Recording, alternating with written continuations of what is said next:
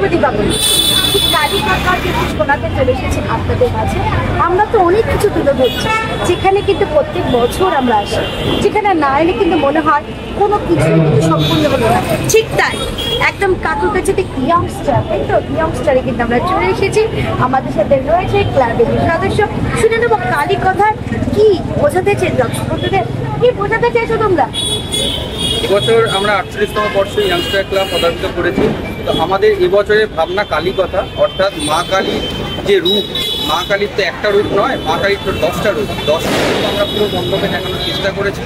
প্রত্যেকটা রূপের প্রত্যেকটা আলাদা কী কী মন্ত্র ব্যবহৃত হয়, এখানে প্রত্যেকটা মন্ত্র ধ্যান মন্ত্র আমরা দেখানোর চেষ্টা করেছি। কারণ জপ মন্ত্র হয়, বীজ মন্ত্র হয়, অনেক রকমের মন্ত্র হয়। তো একমাত্র ধ্যান মন্ত্র আমরা উচ্চারণ করতে পারি, মানুষ পড়তে পারবে, অন্য মন্ত্র উচ্চারণ করতে নেই। তার জন্য আমরা এই মন্ত্রটাকে এখানে ব্যবহৃত করেছি। আপনারা মণ্ডপে ঢুকলেই দেখতে পাবেন মায়ের দু সাইডে রয়েছে 9টা রূপ এবং মাকে নিয়ে টোটাল 10টা রূপ।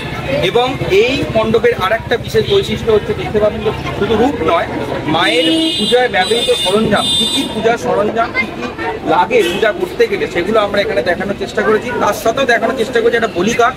এখানে হারিকাঠ, অর্থাৎ হারিকাঠ মানে আমরা পুরনো দিন ধরে যেটা জেনে এসেছি যে হারিকাঠ মানে পশু বলি দেওয়া হয়, কিন্তু আমরা এখানে পশু বলিকে দেখানোর চেষ্টা করিনি। আমরা এখানে সম্পূর্ণ চেষ্টা করেছি যে চাল কুমড়ো বলি, অর্থাৎ পশু বলিটাও জানি মানে ছাগ বলি। ছাগ বলি অর্থাৎ নিজের রাগ অহংকার এগুলোকে বলি দেওয়া। আর এখানে আমরা সেখানে চাল কুমড়ো বলির কথা বলেছি, মানে মানুষকে বলি দেওয়ার কথা বলেছি। আসলে কালীবাসী ইয়ংস্টার ক্লাবের বৈশিষ্ট্যই হলো বাইরে থেকে লোক ভাড়া না করে নিজেদের মধ্যে যে সমবেত যে সমস্ত ক্লাব মেম্বাররা আছে তারা সকলে মিলে একদম অন্তর থেকে একটা থিম আছে, এবং থিমটা বাঁচার ডেফিনেটলি এটা বাঁচতে গেলে কিন্তু 1 ঘন্টাই দরকার। সেটার জন্য আমার পাশে যিনি আছেন সেই মোটামুটি এই ব্যাপারটা নিয়ে চিন্তাভাবনা করে, আর বাস্তবে রূপ দেওয়ার জন্য বিভিন্ন যে সদস্যরা আছে তাদের সহযোগিতা পায়। কারণ আমরা জানি যে এখানে সবাই মিলেমিশে নিজেরাই কিন্তু এই পুজোটা তৈরি করে। এখানে নবীন প্রবীণ একসাথে মিলে কিন্তু এই ইয়ংস্টার সেজে ওঠে একদম অন্যরূপে।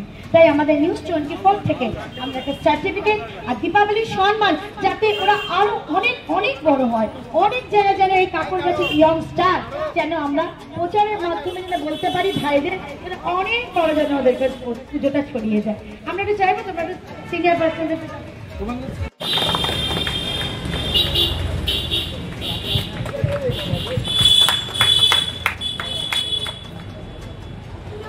আমরা সার্টিফিকেটটা আমাদের নিউজ 24 তরফ থেকে আমরা সার্টিফিকেটটা তুলে দিচ্ছি আমাদের খুদে একদম দর্শক বন্ধুদের কাছে। বলি কেমন লাগছে বলো?